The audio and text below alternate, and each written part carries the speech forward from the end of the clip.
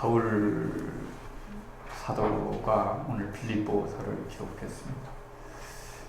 빌립보서는 바울이 애정하는 빌립보 교회에 보내는 하나님의 편지입니다.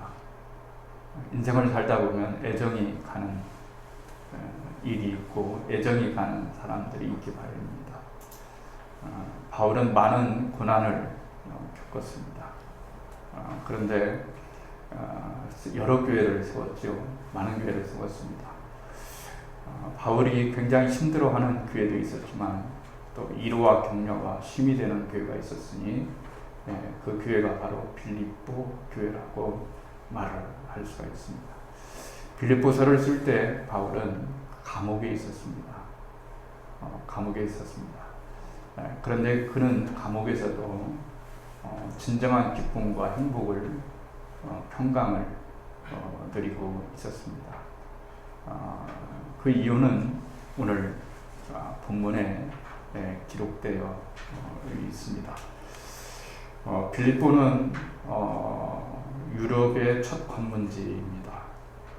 그래서 유럽의 첫 교회가 세워진 그런 교회이기도 합니다. 바울이 말합니다. 나는 부르심의 상을 쫓아가고 표대를 향하여 갔다, 이렇게 말합니다. 사람은 목적에 의해서 움직입니다. 어떤 목적을 가지고 살아가느냐가 그의 사람을 움직이게 되어 있습니다. 바울의 목적은 예수 그리스도를 표대를 향해서 가는 겁니다. 표대는 스포커스입니다. 이것은 화살의 표적물을 뜻합니다. 또는 경기도 중에 도자기 지점을 의미합니다. 그러니까 활을 쏘는 자가 목표물을 중앙에 겨누는 것과 달리기를 하는 사람이 스타트를 끊어서 골인 라인에 도착하는 그런 표적물이다, 이렇게 말을 할 수가 있습니다. 그러면서 오늘 바울은 세 가지를 말하는데요. 과거, 현재, 미래에 대해서 말하고 있습니다. 과거, 우리 다 지나갔습니다. 계속해서 과거가 만들어집니다. 지나간 시간들은 과거입니다. 현재 있는 시간은, 지금 있는 시간은 현재입니다. 그리고 다가올 시간은 미래입니다. 이 세 가지를 말하고 있는데, 첫 번째는 과거주의를 일수하는 겁니다. 어떤 사람은 과거에 늘 매여 있는 사람이 있습니다. 과거, 좋든 안 좋든 과거 별로 좋지 않습니다. 말하는 거 별로 좋지 않습니다. 왜냐하면 이미 과거는 흘러가 버렸기 때문에 그렇습니다. 흘러간 과거를 아무리 생각한다 하더라도, 아무리 예측을 갖는다 하더라도 다시 되돌릴 수가 없습니다. 그렇기 때문에 바울은 두 가지 의미에서 과거주의를 경계합니다. 첫 번째는 자기가 잘한 거에 대해서 잃어버리겠다 하는 겁니다. 내가 과거에 잘했던 것, 이런 것들을 그는 더 이상 생각지 않겠다, 이렇게 말합니다. 그는 과거에 자랑할 만한 것들이 참 많았습니다. 그는 난지 8일 만에 할례를 받았습니다. 이까지 것이 무슨 자랑거리냐라고 말하겠지만, 유대인들에게 있어서는 이방인과 구별되어지는 아주 귀중한 거였기 때문에 할례가 중요했습니다. 두 번째는 이스라엘 족속이고 아브라함의 정통 족속이라고 말합니다. 세 번째는 베냐민 지파라고 말을 합니다. 쉽게 말하면 나는 왕손이다, 그런 얘기입니다. 그리고 또 한 가지, 네 번째는 히브리 중에 히브리인이라고 말합니다. 이방인과는 질적으로 다른다, 그런 겁니다. 그렇죠, 다른. 율법으로는 바리새인이라고 말했습니다. 그런데 어느 정도 율법에 충실했냐면 예수 그리스도를 믿는 자들을 죽이는 일에 앞장섰던 그런 인물입니다. 그런 인물이 다메섹에서 부활하신 예수님을 만난 거예요. 예수님을 만났어요. 예수가 도대체 어디 있냐라고, 무슨 부활이 있느냐라고.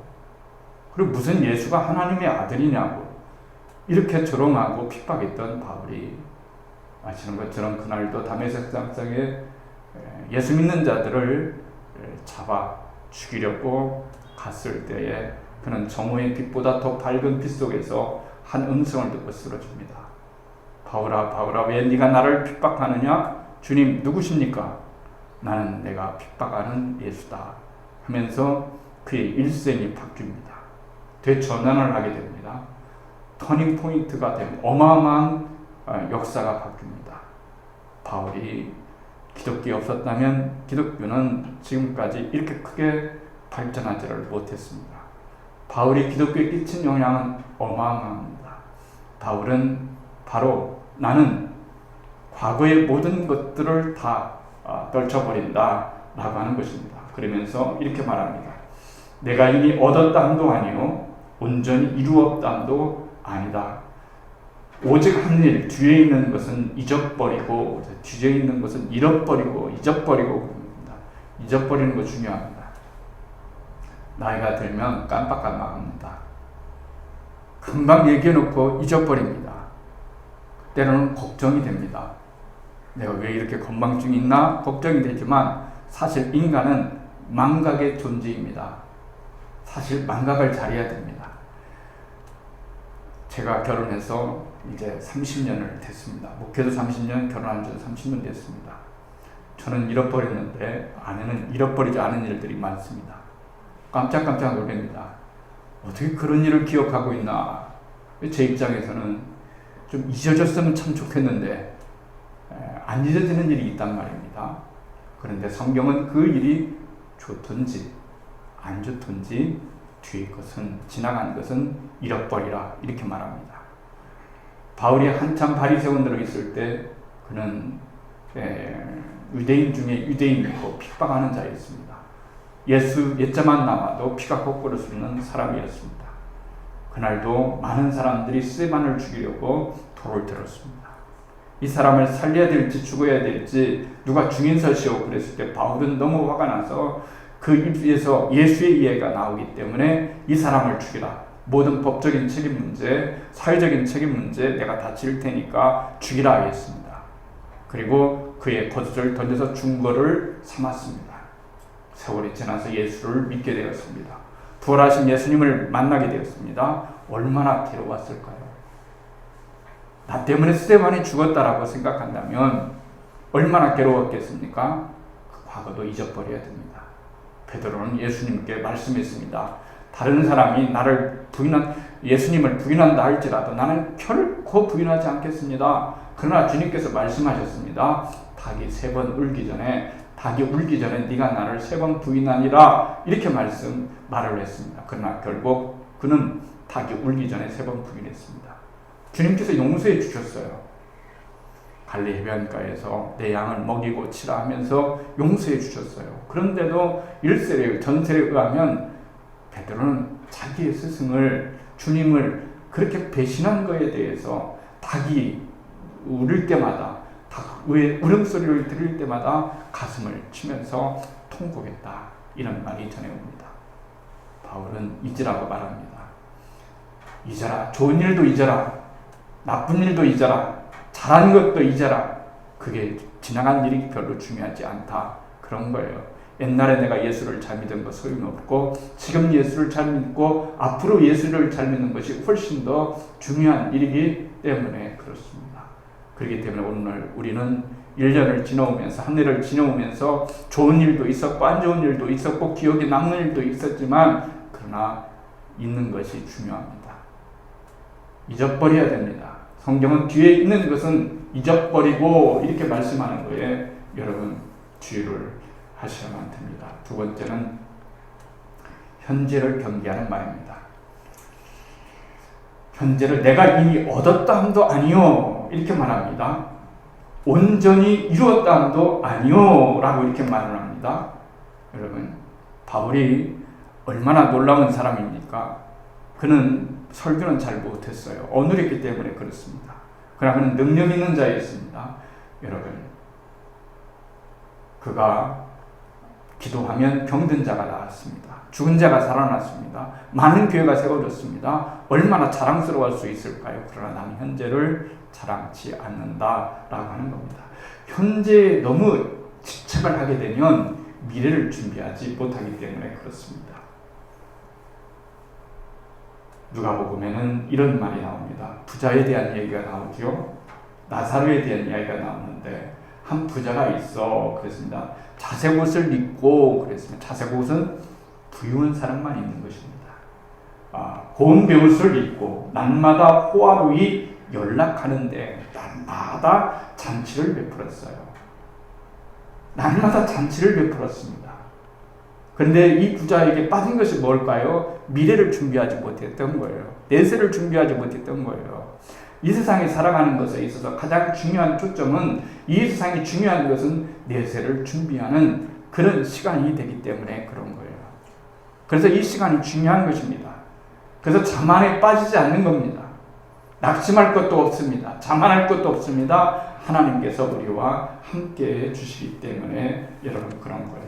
그러면서 미래주의 신앙을 강조합니다. 형제들아, 아직 나는 잡은 줄로 여겨하지 않는다. 앞에 있는 것을 잡으러 표대를 향하여 쫓아간다 그랬어요. 지금도 우리는 표대를 향해서 쫓아가는 겁니다. 한 해를 열심히 달려왔습니다. 또 한 해가 우리를 기다리고 있다는 것이 얼마나 여러분 축복인가요? 그렇습니다. 그는 그리스도의 표대를 향해서 달려간다고 합니다. 여러분의 표대는 무엇입니까? 그리스도입니까? 아니면 세상입니까? 최종 부활을 향해서 나아간다고 말을 합니다. 많은 사람들이 이 모양 저 모양으로 안타깝게 세상을 떠납니다. 그게 전부이다면 무슨 의미가 있겠습니까? 그러나 우리는 죽고 난 다음에 부활을 믿습니다. 또 한 가지는 바울은 부름의 상을 받으러 간다. 하나님이 위에서 부르신 상을 위하여 쫓아간다. 이렇게 말합니다. 여러분은 하늘의 상급을 좋아하십니까? 땅의 상급을 좋아하십니까? 땅의 상급도 좋고 하늘의 상급도 아마 좋다고 생각하실 것입니다.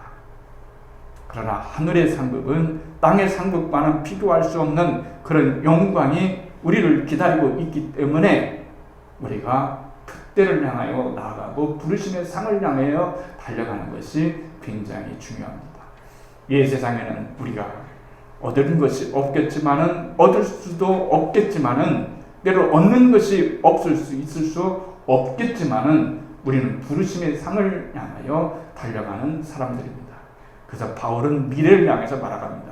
첫째, 그리스도의 표대를 향해서 나아간다. 두 번째는 부활을 향해서 나아간다. 세 번째는 부르심의 상을 향해서 나아간다. 이렇게 말합니다. 한 해가 마감되었습니다. 52주를 힘껏 달려왔습니다. 또 한 해가 우리를 기다리고 있습니다. 경주자의 모습으로 표대를 향하여 뛰어가야 될 줄로 믿습니다. 그리스도를 향하여, 부활을 향하여, 부르심의 상을 향하여 나아갈 수 있는 그런 여러분들이 되시고, 우리에게는 표대가 있다는 것, 진정한 영원한 목적이 있다는 것, 영원한 상급이 우리를 기다리고 있다는 것이 우리가 살아가는 희망 중에 가장 큰 희망일 것입니다. 이 은혜가 우리들 가운데 있기를 주님의 이름으로 축원을 드리겠습니다.